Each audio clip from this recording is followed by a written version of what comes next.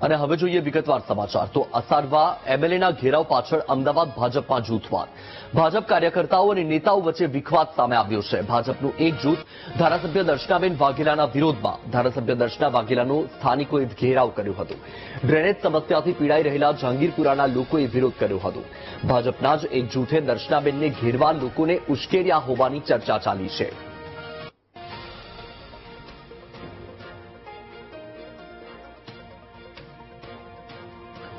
તો આપણે જણાવી દઈએ કે અસારવા એમએલએને ઘેરવા પાછળ અમદાવાદ ભાજપમાં જૂથવાદ હોવાનું સામે આવ્યું છે ભાજપ કાર્યકર્તાઓ અને નેતાઓ વચ્ચે વિખવાદ હોવાનું ખુલ્યું છે જી હા ભાજપનું એક જૂથ કે જે ધારાસભ્ય દર્શનાબેન વાઘેલાના વિરોધમાં હોવાની ચર્ચાએ અત્યારે વેગ પકડ્યો છે ધારાસભ્ય દર્શના વાઘેલાનો સ્થાનિકોએ ઘેરાવ કર્યો હતો ડ્રેનેજની સમસ્યાથી જહાંગીરપુરાના લોકો પીડાઈ રહ્યા હતા અને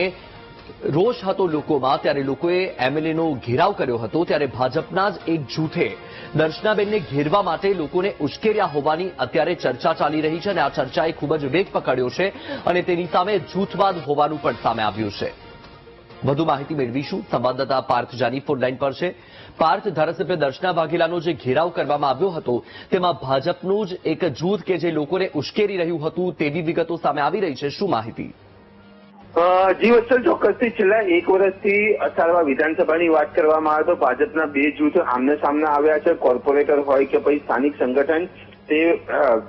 દર્શનાબેન વાઘેલાનો વિરોધ કરી રહ્યા છે કામ થતું નથી યોગ્ય રીતે કામ થતું નથી ભાજપના કેટલાય હોદ્દેદારો અને કાર્યકર્તાઓએ પણ ફરિયાદ કરી છે ત્યારે જે 2 દિવસ પહેલા એટલે કે શનિવારે જે ઘટના બની હતી દર્શનાબેન વાઘેલા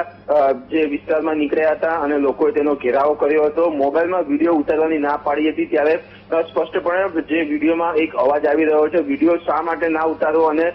એવો કોઈ નિયમ છે કે નહીં કે વિડીયો ના ઉતારવો આમ કહી શકાય કે